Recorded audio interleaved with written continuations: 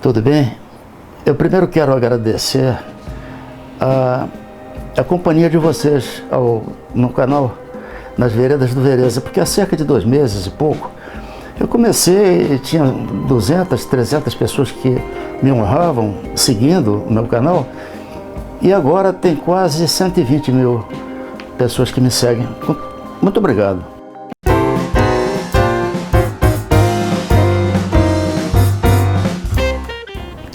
O vídeo de hoje ele foi gravado informalmente num restaurante em Curitiba, o restaurante do hotel onde estava ocorrendo o 32º encontro de ufologia e espiritualidade. E lá 2 ufólogos, sendo que um deles, o Rafael Cury, que é o responsável pelo evento, estava em companhia de um outro pesquisador, que é o Eustáquio Andréa. E eles falavam coisas tão interessantes que eu disse, puxa, vamos gravar aqui, mesmo informalmente. E agora vocês vão ver a entrevista de Rafael Cury e Eustáquio Andréa. Muito obrigado. Eustáquio Andréa Patunas, ufólogo, estou aqui à disposição. Rafael Cury, profissional de marketing, embaixador universal da paz e também ufólogo, com certeza. Ô, Rafael, o que motivou o teu interesse pela ufologia? Assim, digamos, o meu despertar para a temática ufológica, Carlos, foi em 1982, com o famoso voo 169 da VASP. Um voo de Fortaleza ao Rio de Janeiro, noturno, e o comandante do avião, o querido Gerson Maciel de Brito, ele acordou, né, acordou os passageiros e falou, se vocês observarem aqui ao lado do avião tem um objeto. Isso teve uma repercussão internacional. Foram captados pelos radares de Brasília, foram testemunhados por outros pilotos da região, e aquele caso me despertou interesse. E desde 1982, completei agora, no dia 8 de fevereiro, 38 anos de pesquisa, eu não parei 1 minuto. Paralelo a essa minha condição de pesquisador, eu me identifiquei muito mais como um divulgador do fenômeno UFO. E já se vão mais de 200 eventos nessa área, divulgando e abrindo conhecimento para outras pessoas. E você, Eustáquio? Nos idos anos de 1961, certa noite eu estava na edícula da minha casa, eu estava na cozinha da minha casa, desculpe, e eu quis pegar alguma coisa na edícula. Eu morava no Paraíso, no bairro do Paraíso, na rua Mário Amaral, e ao sair da cozinha para o terraço, para o quintal, eu fui impelido a olhar para cima em função de um bafo quente que vinha do alto. Ao olhar para cima, eu me deparo com um objeto circular, parado girando sobre o seu próprio eixo, cheio de luzes alternadas embaixo. E eu fiquei entusiasmado ao ver aquilo, não sabia o que era, um garoto de 10 anos. Chamei meu pai, minha mãe, meus vizinhos, meus amiguinhos, e todos presenciaram aquele objeto parado em cima de casa. Não sei por quanto tempo, tinha o tamanho de uma pizza gigante, era essa a referência que eu posso ter. Não sei que altitude estava, mas não devia estar muito alto, porque senão eu não sentiria aquele calor, né, que me fez me impeliu a olhar para cima. E nós começamos a acompanhar, depois que ele começou a se movimentar, depois de ter ficado muito tempo parado, seguiu rumo ao Parque do Ibirapuera. E nós corremos para a rua, fomos para a esquina, todo mundo, meus pais, foi um alvoroço. E ao chegar, mais ou menos, acredito eu, em cima do Ibirapuera, aquilo fez uma evolução típica daquelas testemunhas que relatam sempre. Uma velocidade incrível para o lado esquerdo, uma evolução incrível para o lado direito, um zigue-zague fantástico para cima e desapareceu. A partir desse dia, eu nunca mais tive sossego nessa área buscando respostas. Já se passaram 59 anos e eu continuo em busca delas.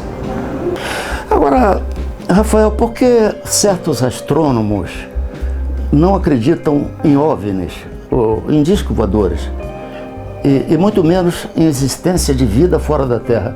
Como assim? Por quê? Então, nós estamos com um astrônomo aqui do lado, tem que tomar muito cuidado na resposta. Na verdade, Carlos, eu tenho percebido nesses quase 40 anos que há uma tendência mundial de uma visão nova. O grande ceticismo, digamos assim, dos astrônomos tem a ver com essas grandes distâncias que nos separam provavelmente de outras civilizações. Se coloca como referência, né, a estrela mais próxima, Alfa do Centauro, 4,4 anos-luz aqui da Terra. Se alguma nave viajasse a velocidade da luz, levaria 300 mil km por segundo, levaria quase 5 anos para chegar até nós. Mas a maioria dos astrônomos analisam esse aspecto da tecnologia na visão do conhecimento humano. A gente não sabe se essas civilizações têm outras tecnologias, outros conhecimentos que vão além do nosso. Mas não é uma regra, nós temos grandes físicos, astrofísicos, que sempre defenderam a realidade do fenômeno UFO e de civilizações fora da Terra. Um grande nome que já não está mais entre nós, Stephen Hawking, ele acreditava, ministrava conferências e ele até ia muito além, ele defendia a tese de que os UFOs usam o espaço-tempo para chegarem até nós. Por exemplo, Thomas Van Flandern, que foi chefe do Observatório Naval dos Estados Unidos, ele sempre defendeu que as figuras marcianas, ou a esfinge, as pirâmides, não eram obras naturais, eram construções. Então nós temos aí dentro do meio científico muitos nomes importantes na ciência da astronomia, da astrofísica, que são favoráveis à existência não só de vida, mas que essa forma de vida esteja nos visitando. Não existiriam os chamados buracos de minhoca, as dobras no espaço, os atalhos, para apressar e facilitar as viagens interplanetárias? Beleza, eu acredito que é possível. Entretanto, nós não temos uma prova material disso. Então nós vivemos no campo das conjecturas. E conjectura não é ciência, infelizmente. Pois não. Nós queremos, de qualquer forma, acreditar que não estamos sozinhos no universo. Acredito que não estejamos. Tem a equação de Frank Drake para provar que isso é uma grande possibilidade, que existam outras civilizações, mas daí destas civilizações se locomoverem com uma facilidade incrível entre essas distâncias inimagináveis para nós, porque um ano-luz são 9 trilhões de quilômetros, é muita coisa para a nossa tecnologia. Então existe um hiato muito grande nessa ciência, nessa busca, para a gente poder corroborar com a ideia de que é possível que eles se transitem pelo espaço em uma dobra do tempo. Eustáquio, assim como no Espiritismo existem desdobramentos do perispírito, não poderia também haver um desdobramento perispiritual das naves, fazendo com que esse corpo astral das naves chegassem primeiro aqui na Terra? Acredito que sim, acredito que sim. Isso o crer continua não sendo ciência, né? Porque a gente aqui, você milita dentro do espiritismo, do fenômeno espírita. Eu presenciei muito também. Eu conheci gente que fazia bilocação de consciência. Um Vereza que está aqui entrevistando o Eustáquio e o Rafael e atendendo uma pessoa lá no Frei, no Rio de Janeiro. Sim, Santo Antônio, Madame Blavatsky. Perfeitamente. Então isso é possível e isso nós temos provas. Agora nós não temos prova exatamente de alguém que... Nós não estamos do lado de lá para ver se isso é realmente possível de alguém vir daquele planeta e fazer esse fenômeno aqui. Se é possível nós fazermos isso, que somos uma civilização atrasadíssima, temos que concordar com isso, somos belicosos, não sabemos praticamente nada, não convivemos como irmãos, nada. É muito possível que isto seja possível, mas não temos a mínima prova sequer. Quando Jesus afirma, na casa de meu pai tem muitas moradas, e mais, eu e o meu pai somos um, o mestre não estaria antecipando também a física quântica? Está, mas ainda nós não temos essa condição de entender essas palavras. Nós não entendemos ainda essas palavras. Nós entendemos com o nosso meio racional, aquilo que nos foi passado pelos nossos antepassados, pelo meu pai, pela minha mãe, pelos meus avós, por tudo aquilo. Então, só quando nós desenvolvermos a nossa própria verdade, só quando nós acessarmos a essência dessas palavras que Jesus teria proferido, aí sim nós poderíamos entender o que é isso. Para a partir daí termos uma nova visão, uma nova consciência. Eu penso também, Carlos, aproveitando um pouco do que o Eustáquio falou, que às vezes a gente tem que interpretar literalmente o que foi dito. Jesus disse, meu reino não pertence a esse mundo. É muito simples, não tem muito o que interpretar, pertence a outro. Então, além desse, existem outros, né? E há quem diga que o mestre quis dizer, na casa do meu pai existem muitas moradas, existem muitos pontos habitados, né? E a Bíblia é um livro de simbologia que pode ser interpretado das mais variadas formas. Agora, vocês falaram aqui sobre uma coisa assim que incomoda muito os ufólogos, prova. A ufologia não vive de provas, porque uma prova, a própria palavra diz que é algo provado. Então, se provarmos alguma coisa, não se discute mais, está provado. Ufologia, ele falou em conjecturas, também nós trabalhamos muito com indícios e evidências. E aí entra uma série de situações que nós achamos, né, que o fenômeno é real, é movido por uma forma de inteligência e tem uma alta tecnologia que não é terrena. Sim. Não é terrena. Se não é terrena, pertence a alguma outra forma. Então é nesse campo que os ufólogos tentam desenvolver seu trabalho. Mas eu acho que compete à ciência dar uma resposta à humanidade sobre esse tema. Não os ufólogos. Os ufólogos são meros coadjuvantes nesse processo. Não menos importantes, mas são coadjuvantes. Eu acho que a ciência e os governos têm que dar uma resposta e caminham para isso. Vários governos já abrem seus arquivos, vários cientistas já se manifestam. Está circulando aí via internet, não sei se vai acontecer, que o Vaticano vai se pronunciar, mas o Vaticano, muita gente não sabe, já se pronunciou muitas vezes sobre esse assunto, liberando seus teólogos para falarem abertamente, como o Padre Coda, quando o Gabriel Funes, que é o astrônomo oficial do Vaticano, que revelou recentemente, foi autorizado a dizer os ETs existem, são nossos irmãos. Né? Conrado Balducci, que foi teólogo no Vaticano, amigo do João Paulo II. Então a igreja já tem se manifestado a respeito disso. Então é um processo, creio eu, de abertura. O governo americano, já desde os anos 90, tem decidido tornar esses assuntos um pouco mais populares, através do cinema, por exemplo. Você que é um artista, isso é uma coisa que circulou muito fortemente nos Estados Unidos, que o governo incentivou os cineastas a falarem mais abertamente sobre o fenômeno UFO, para que forçasse uma situação junto à população de aumentar sua crença ou credibilidade no assunto, né? E mais recentemente nós soubemos que o governo americano está batendo de frente com outros países na tentativa de tornar mais popular esse assunto, que querem que o assunto seja aberto definitivamente à humanidade. Falando em Vaticano, teria realmente ocorrido o encontro do Papa João XXIII com um extraterrestre numa das residências do Vaticano, testemunhado até pelo seu secretário? Esse encontro ocorreu? Eu não tenho essa informação, assim, historicamente falando, mas eu não tenho por que duvidar que isso tenha acontecido. Não sei se... Isso foi notificado, foi publicado, não se pode comprovar, né? João XXIII foi, na minha opinião, um marco de Papa, né? Grande credibilidade. Eu me lembro até hoje, eu tinha 13 anos e não me lembro de ter chorado tanto um garoto de 13 anos, de 12 anos de idade, no dia do desencarne dele, no dia que ele faleceu, o Papa João XXIII. Era uma pessoa boníssima. Eu não duvido disso, porque nós temos um colega, o Lanhoso Martins, que a gente não tem faz tempo, de Belém do Pará. Ele conheceu um padre, já só de uma igreja, cujo confidenciava para ele que mantinha contatos com o disco voador que pousava no campo, no terreno da própria igreja. E ele mantinha contato com aqueles elementos.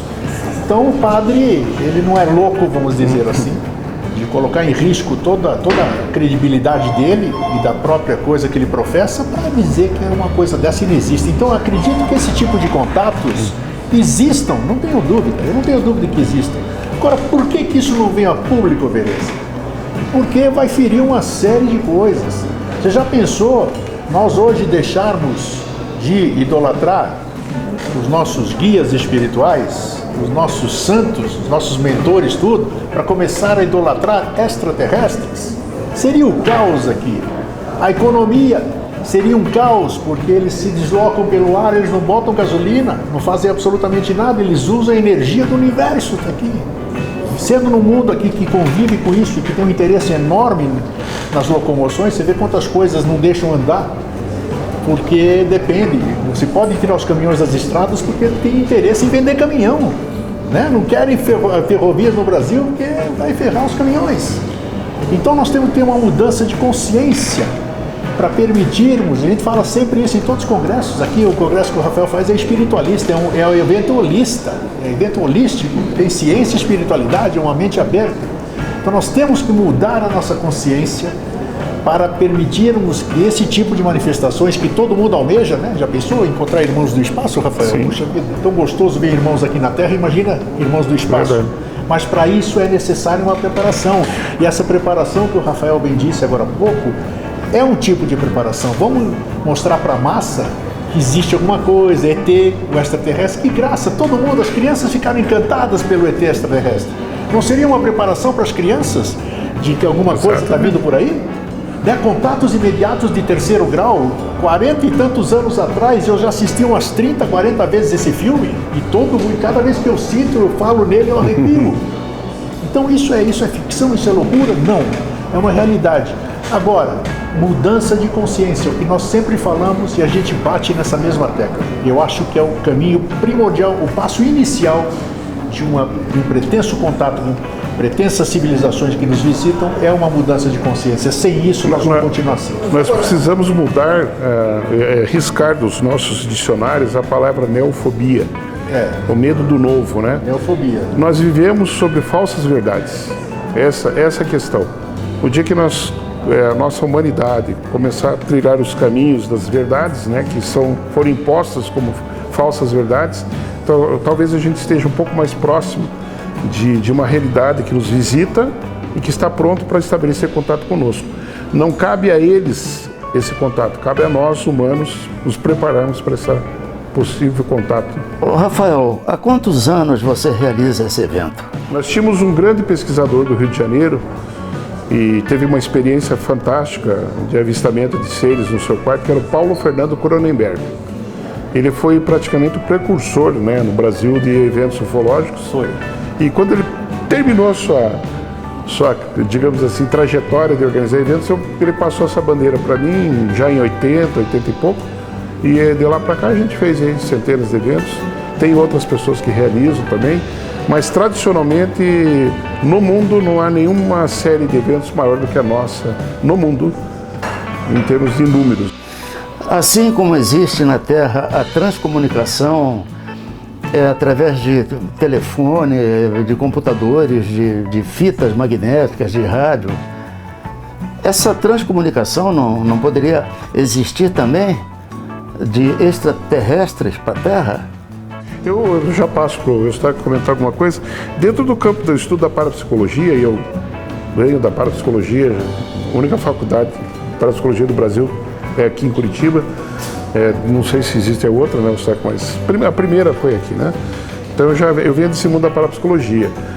Nós temos uma das disciplinas estudadas nesse campo da parapsicologia, o desdobramento astral, né? A viagem astral, que é o acesso que nós temos a um plano dimensional superior ao nosso.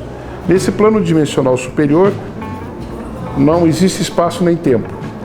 Os próprios projetores extrafísicos, eles se movem através do pensamento. Eles podem estar onde quiserem através do pensamento. E até alguns dão palestras que os próprios médicos poderiam trabalhar se projetando para dentro do corpo dos seus pacientes, das células e tal. Então, se a gente for trabalhar nesse contexto de quarta dimensão, não existe espaço nem tempo. Então, a tecnologia aí, o material, o físico, pouco importa ali, né? E pode ser uma das formas que nós temos. E, por outro lado, só para concluir essa parte, a ciência estuda muito o domínio da matéria. Pode parecer um absurdo, né, falarmos disso agora, mas a partir do momento que o ser humano domine a matéria, ele faz o que ele quiser. Aquele experimento Filadélfia, né, o navio invisível, foi uma tentativa de domínio da matéria. Houve uma interação da máquina com os marinheiros e quando houve o desaparecimento do navio e em seguida o retorno, braços de marinheiros estavam na parte física do navio, misturada com aço, e foi uma coisa maluca, que era uma experiência de domínio da matéria. Então, nós já nos anos 40, 50, a gente estava trabalhando nisso. Quem sabe hoje já é muito mais avançado, né? Então eu penso que se existe uma alta tecnologia que nos visita, eles podem dominar a matéria. Então essa questão de espaço, de distância, isso daí no nosso conhecimento científico não cabe. Nós não temos essa compreensão. Nós vamos sempre pensarmos com o nosso conhecimento científico, e não é... Você citou aí bilhões de anos o surgimento do universo, né? A gente fala em universo tridimensional, hoje fala-se em infinitas dimensões, um universo de 100 bilhões de galáxias, hoje falam que existem bilhões de universos. Então é uma coisa bem complexa para o nosso conhecimento, mas nós temos que avançar, nós temos que evoluir no sentido de buscar uma compreensão de tudo isso aí. É fato que a Rússia está mais desenvolvida em comunicações por telepatia? Existe uma grande incógnita, isso aí foi muito importante você falar, e só para a gente pensar e pensar em casa. Com essa tecnologia que é factível, se nós humanos, a exemplo de Santo Antônio e tantas outras pessoas que nós citamos aqui, que tem essa capacidade de se deslocar através de bilocação, através de outras habilidades, digamos assim, psíquicas, a questão dos russos, falar telepaticamente, tem grandes livros comprovados, um livro famoso, que eu não me recordo o nome, de pessoas no Ocidente aqui, em contato telepático com pessoas que estavam presas numa mina subterrânea lá na Rússia. Isso é um caso famoso, e eles trocavam ideias, socorro, nós estamos presos aqui, uma série de coisas, então isso é factível. Aí eu faço a grande pergunta: esses seres que nos visitam, é questão para a gente buscar respostas. Se não existir a pergunta, não vai ter a busca da resposta. Então, você falou agora há pouco sobre transcomunicação. E a gente vê que a transcomunicação, a gente vê uma série de figuras meio disformes, assim, às vezes aparece, e muitas vezes eu mesmo me questiono, sou amigo não de intimidade, sou amigo da Sônia Rinaldi, respeito muito o trabalho dela, eu tive amigos, uma fantástica que faleceu há pouco, ela tinha uma transcomunicação incrível, né? Mas aí eu pergunto, esses seres com uma tecnologia tão gigante, com a capacidade de locação, de bislocação, de deslocação, de dobra do tempo todo, se eles querem fazer um tipo de contato conosco, por que eles usam esses meios rudimentares de televisão? Eu tenho que colocar filtro, tenho que fazer cores, tenho que ficar no escuro, isso aqui, e não interferem nos nossos meios de comunicação. Os satélites estão aí, o professor Paulo Araújo Duarte deu uma palestra brilhante sobre lixo espacial. Esses seres quem? Que nos visitam? Não, a transcomunicação não é um fenômeno ufológico. Não é, mas são seres, pode ser até um fenômeno ufológico, nós não sabemos? Não. Pelo conhecimento que eu tenho, o Vereça deve saber bem. Eu militei muito no meio espírita, trabalhei em centros espíritas, tudo, e tinha em centros de Umbanda, e tinha seres pretos velhos que se identificavam para determinadas pessoas como extraterrestre. Eu estou aqui como preto velho, mas na verdade eu sou um ser de uma outra órbita que estou aqui ajudando os meus irmãos. Então, a grande pergunta é, nós estamos aqui discutindo, eu acho muito saudável o que você está fazendo, obrigado pela essa oportunidade. Obrigado a vocês. Isso é bacana, isso porque só soma isso aqui, faz com que as pessoas pensem, por que esses seres judiam tanto da gente, esses nossos irmãos do espaço judiam tanto da gente, há tantos milênios, há tantas épocas, será que nós não estamos aptos ao menos, né, de termos uma alvíssara? Olha, vocês não estão sozinhos, nós estamos aqui. Eu sei que a gente sabe que se nós aparecermos, interrupção. Eu já penso um pouco diferente de você. Passa seu ponto de vista. Eu acho que não. Pensar por que eles não fazem isso?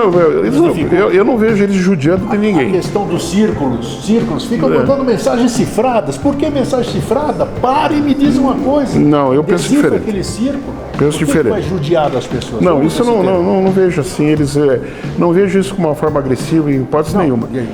Eu adoro debater com você. Mas é o seguinte, eu não vejo assim possibilidade de interferência por parte deles. Nós temos que procurar a nossa evolução. Nós temos que procurar a nossa evolução. A gente não tem que receber de presente nada. Eles vêm aqui, está resolvido o problema do câncer de vocês, problemas econômicos que vocês criaram. Não. Eles estão se manifestando, se mostrando aos poucos, dando uma forma muito direta para que nós tenhamos um preparo. Porque é inevitável. Uma descida hoje aqui de uma nave espacial para todo mundo ver, ocorre choque cultural, religioso, sociológico. É um apocalipse. Vai acabar com a civilização. Eu só dou um exemplo muito simples, Carlos. Quando que o homem foi lá tentar dialogar com um formigueiro, lá com uma formiga, não, ele vai lá e pisa em cima. Ele não tem o diálogo. Eu me vejo assim, como ser humano, nós estamos muito aquém deles. Eu nunca muito citar a narrativa de Orson Welles, da invasão da Terra e tal, que houve pânico e tal. Nós não estamos preparados. Bem lembrado. Não estamos preparados para isso. E eu queria só abrir um outro parênteses que foi falado aqui da Rússia. A Rússia está muito mais avançada que qualquer outro país na ufologia também. E lá na ufologia, os principais pesquisadores de ufologia são cosmonautas, a maioria deles. E eu queria colocar para as pessoas que estão nos assistindo, que vão nos assistir, o dia que a Terra falou não. Nós temos o famoso filme, né, O Dia que a Terra Parou. Isso. E nós temos O Dia que a Terra Falou Não, que foi a experiência dos cosmonautas russos a bordo da Mir. E eles estavam lá num belo dia, normal, e de repente uma esfera se aproximou da estação Mir e criaturas com uma roupa de escafandro, assim, saíram da nave, flutuaram e gesticularam, venham. Que os russos viessem também, saíssem. E eles mantiveram contato com a base e pediram permissão para sair da nave. A resposta foi niet, foi não, no dia que a Terra disse não. Mas esses cosmonautas, eu não me lembro se é o Kovalyanov, um deles. Não lembro o nome dele. Eu acho que é o Kovalyanov, general Kovalyanov. Eles foram muito espertos, eles falaram, nós não vamos nos calar diante de um autoritarismo, né, de não podermos fazer isso. E nós tivemos uma experiência aqui única. Eles tinham um papel sulfite, alguma coisa assim, fizeram o desenho de uma dessas criaturas e para pousar para as fotos antes de voltarem para a Terra, eles colaram no teto da espaçonave e bateram fotos. Aí foram questionados o que era aquilo lá. Eles fizeram de propósito aquilo lá, né? E aí houve a revelação dos próprios cosmonautas, né, que disseram ter tido essa experiência no espaço lá. Eustáquio, eu gostaria que você falasse sobre um episódio realmente marcante, que foi aquele acontecido perto da ponte de Brooklyn. O caso da Linda Napolitano Cortilli. Fantástico, numa noite de, eu não sei o ano, não importa, um disco voador no centro de Nova York, no bairro de Brooklyn, na ponte de Brooklyn. Testemunhas, olham, entre testemunhas tinha 2 policiais e outros ali, inclusive o Pérez Cuellar, que era o secretário-geral da ONU, né? Estava no carro que parou, né? Isso, de repente ali eles olham para cima e vem um disco voador, uma nave nítida, estava cheia de iluminada, tudo isso aqui, se aproxima do pavimento onde morava essa senhora, Linda Cortilli Napolitano, se aproxima do apartamento dela, da janela, 3 seres saem da nave flutuando, olha só, isso só pode ser filme de ficção, né? Saem flutuando, entram no apartamento dela, eu não me recordo agora se através da parede ou se abriu a janela, alguma coisa assim, eu só falo quando tiraram ela pela janela. Isso, sim. Aí pegam essa senhora, ela sai voando também, eles não pegam pela mãozinha não, ela vem junto com eles lá, e é levada dentro da nave. Ela foi devolvida dias depois. Nosso querido irmão já passou para o outro lado também, o Bud Hopkins, que o Rafael trouxe algumas vezes para cá, que foi o pesquisador principal desse caso, entrevistou um monte de vezes. E como é que você pode dizer... E um detalhe importante, ela foi curada de um problema de saúde grave que ela tinha. Não recordo agora qual, mas ela foi curada após essa experiência. Napolitano, o caso de Brooklyn, em Nova York, na minha opinião, o maior caso que eu conheço na ufologia, comprovado e com testemunho irrefutável. E nós temos algo semelhante aqui, você deve ter ouvido falar da Martha Anders, nos anos 70. Então, a Martha Anders também teve uma experiência muito marcante de um câncer, e ela teve uma experiência dentro do quarto do hospital, já um pouco desenganada com a doença, de luzes que entraram no quarto, rodaram em torno da cama dela e em seguida ela foi curada desse câncer. E ela fala hoje abertamente sobre a experiência dela. Ela tem 2 vertentes, no começo, lá atrás, ela falava que foram ETs que a curaram, e ela virou evangélica, hoje ela fala que foi mestre de Jesus, mas eu acho que a gente sabe que não importa, né? É o nosso caso brasileiro aí. Muito obrigado. E suas considerações finais? Vai lá, meu brother. Vou lá. Eu vou contar uma história que ele não conhece, que é do Índio e do Branco, para me despedir. ele dá risada porque eu já falei umas 20 vezes. Mas é para o teu público, né? Que tem muito a ver com tudo que nós falamos aqui. É bem rapidinho. Um índio e um branco andavam por uma praia e num determinado momento o índio fez um círculo na areia, apontou para dentro do círculo e falou pro branco: isso aqui é o mundo que o índio conhece. O branco, claro, não ficou satisfeito com aquilo lá, né? Fez o maior, né? Grandão, apontou para dentro daquele círculo enorme e falou para o índio: isso aqui é o mundo que o branco conhece. Querendo meio que se impor, humilhar o índio. O índio, na sua simplicidade e sabedoria, fez o maior ainda em torno daqueles dois, apontou para dentro e falou para o branco: isso aqui é o mundo que índio e branco ainda não conhece. Beleza. Eu sou muito adepto de um ditado que eu repito muito, uma frase, né? Quem não vive para servir, não serve para viver. Perfeito. Então eu gostaria de agradecer a oportunidade que você nos dá, porque através do seu canal, através da sua pessoa, de uma pessoa que tem credibilidade, que compartilha essa sua credibilidade, chamando nós dois para falarmos no seu canal. Isso é uma corresponsabilidade. E eu quero lembrar, para finalizar em rápidas palavras, o que eu falei para você antes da gente começar essa gravação, uma frase que teria dito um suposto comandante extraterrestre, né, que está no livro Contato com os Discos Voadores, de um homem que usava o pseudônimo de Dino Craspeton, né? E ele disse o seguinte: pés no chão, olhos no horizonte e mente nas estrelas.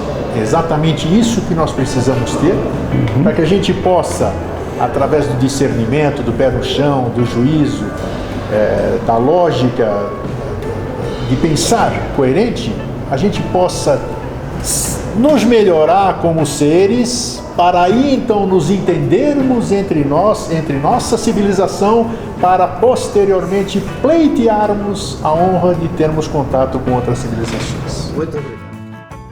Espero que tenham gostado dessa conversa informal com dois pesquisadores que realizam esses eventos há mais de 40 anos. Até a próxima. Obrigado.